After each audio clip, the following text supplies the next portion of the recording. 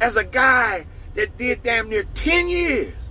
It was just too lame of an excuse. But what was you looking at, though? What was you looking at?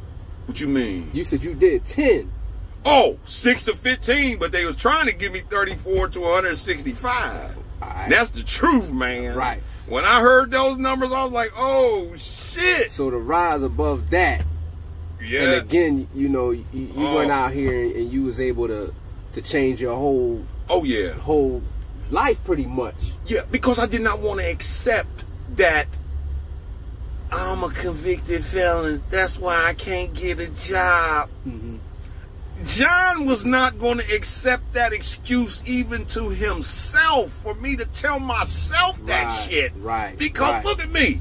Look at these arms. Look at these legs. Look at these hands. I got a fucking mind, baby. Yeah. And I knew all I had to do was get in that office. If I get in front of them and I get an interview, baby, this job is mine. It's mine, right. Trust me. And then what you do with it after that is on you.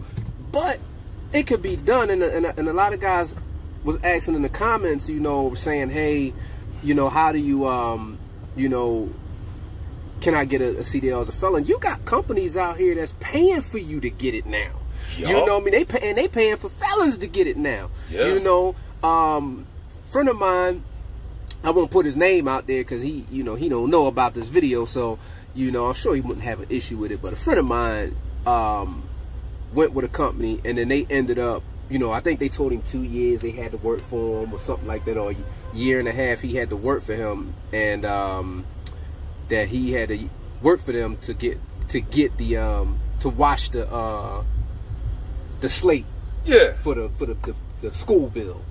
So you know, you got companies that's paying for brothers to get it, you know. Yeah. And it's doable, you know. It's real doable, man. You know. So this is inspiring to hear that, you know. Especially you say you got a 3-year-old now, and you already had the child support already. Yeah, man. Child support, that shit's been over with. That's a beautiful thing when you get off that, and they start sending you checks back and shit.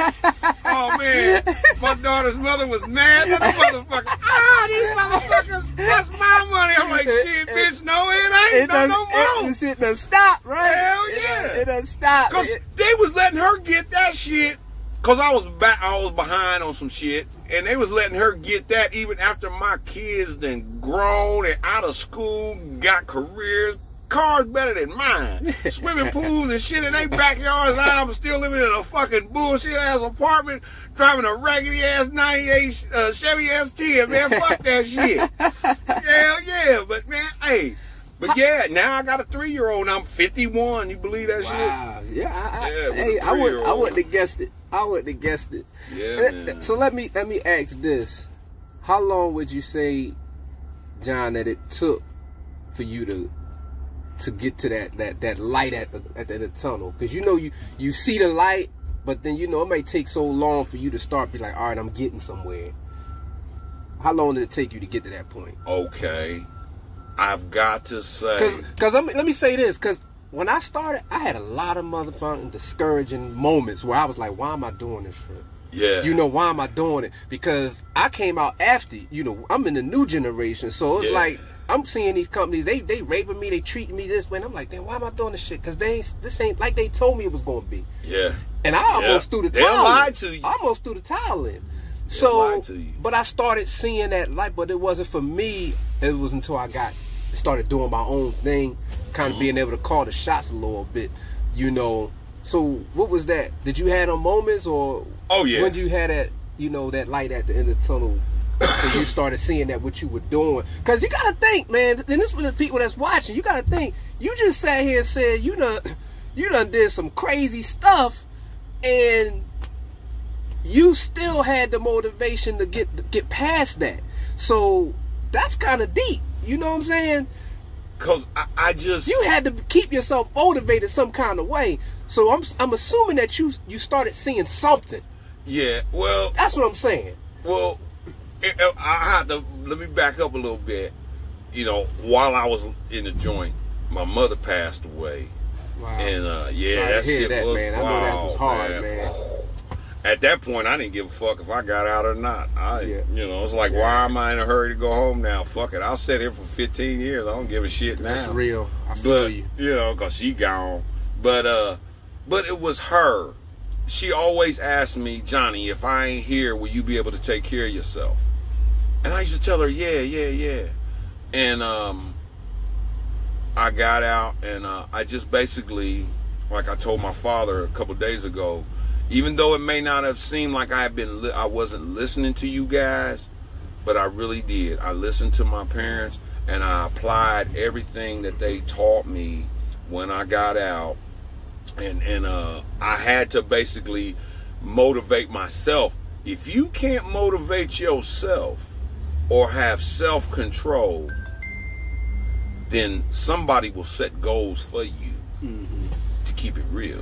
Now, with that being said, not to cut you off. No, you all right. With that being said, so do you think it's the importance of having a positive support system too, backbone wise? Yeah. On the family side? Yes, but you talking about somebody that, you know, me, I didn't have a whole lot of support system, a whole lot of family, because, you know, I was in Columbus. I'm originally from Columbus, but I stay in Cincinnati now. So I didn't have a whole lot of family. So I had to be self-motivated, because, you know, one of my slogans is, John, we ain't dead yet, bro. We ain't dead yet. So as long as there's life, there's hope. And we gonna keep going. You know, we're gonna have to die trying. Fuck this shit. Right. But I want to say maybe 5 years after I got into the business that I really started making some money. But you know, 5 years. Yeah, about roughly. 5 years. Is when I bought my first Challenger.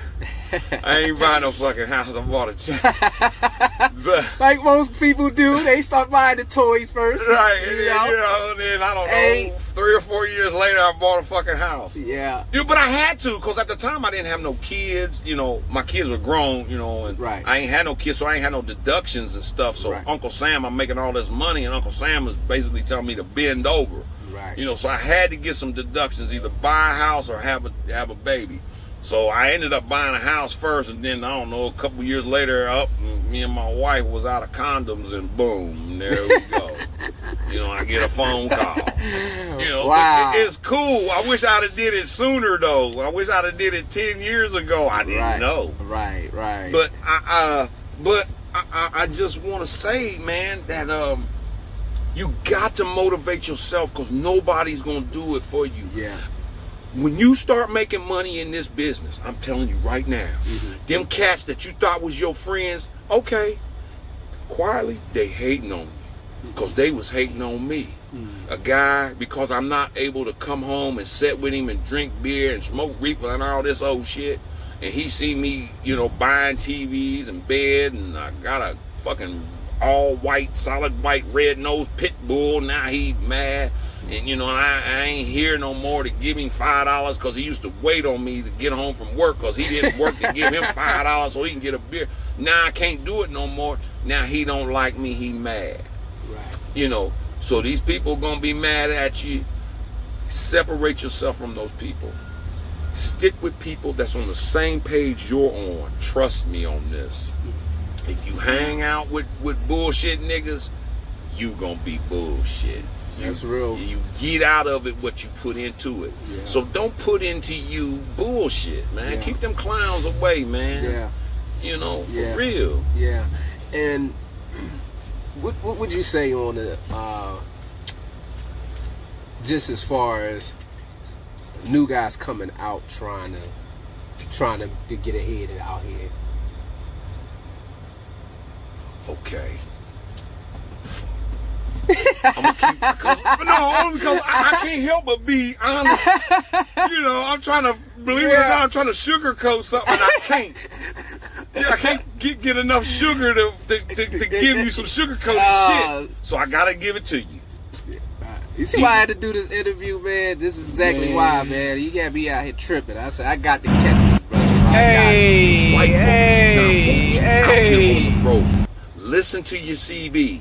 You will hear it. They do not want you out here because they know what kind of money you're making. So whenever I see a brother out here on the road riding, I always give him the soul brother fist because I'm happy to see it because he getting it. Because they don't want you to get it. And to you sisters out there that's driving, I give you 2. Yeah. But stay safe. You know, please. I be seeing sisters, man, but the sisters always seem like, and I mean just women drivers in general. Everyone I see just seem like they just be so uptight, man.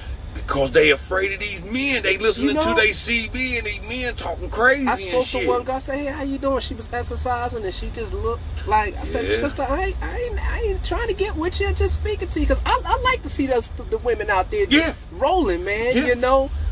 But you some heard of them lesbian. You heard it. But hey, I'm lesbian too. I like women too.